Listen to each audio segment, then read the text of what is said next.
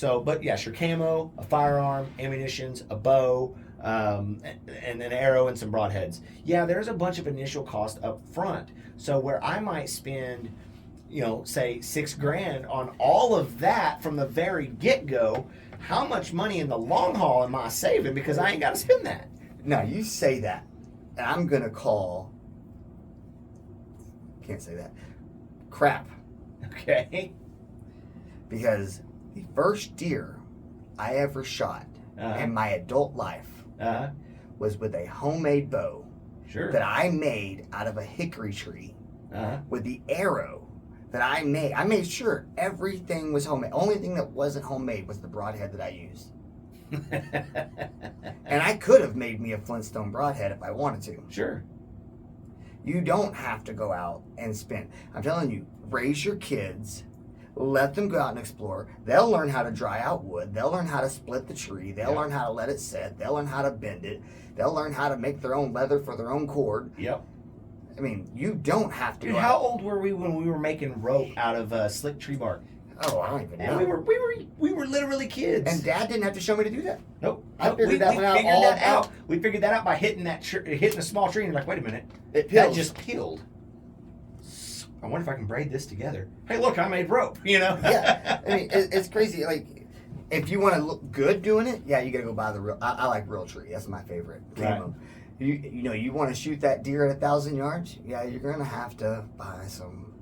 But you do not have to go out and drop $500 to be able to go drop the deer. You don't.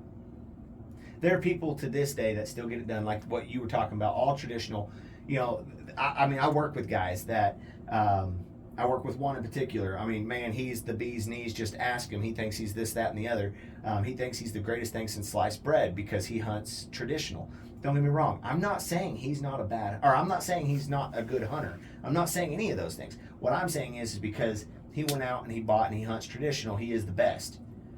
But it doesn't get any more raw than making your own bow, making your own string, making your own arrow, cutting your own fletchings, tying it all together, using a homemade glue and doing all that, napping your own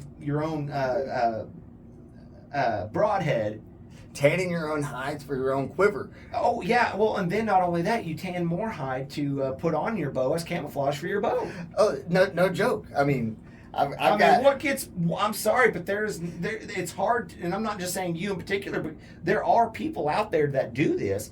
It's hard to beat that. I don't care how good of a traditional. It's hard to beat that. It's hard to beat that internal feeling.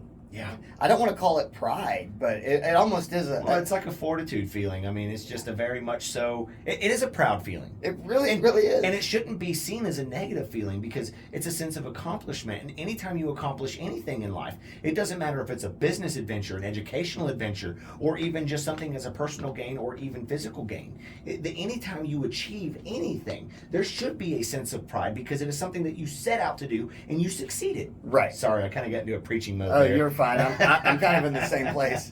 I can go all night on this particular topic. I can too, and I love this. But man, I don't want to keep you any longer. I do know here it's getting late because we had to kick it back a little bit later than what we originally wanted to. But thank you for coming on to the show. Oh, thank you for having me. Definitely glad you were here. We need to do it again, even if we just chit chat or whatever. Turn off the camera. Well, when I get bit by a shark and I become another statistic, I'll try to avoid becoming a statistic like that for a while at least. I give it a little bit. It's my turn next. Oh God, please not. Knock on wood. Okay, so. But anyways, guys, all right, thanks for checking out this video podcast here on Outdoor Genetics. Stay tuned because we've got more content coming to y'all very soon. Peace.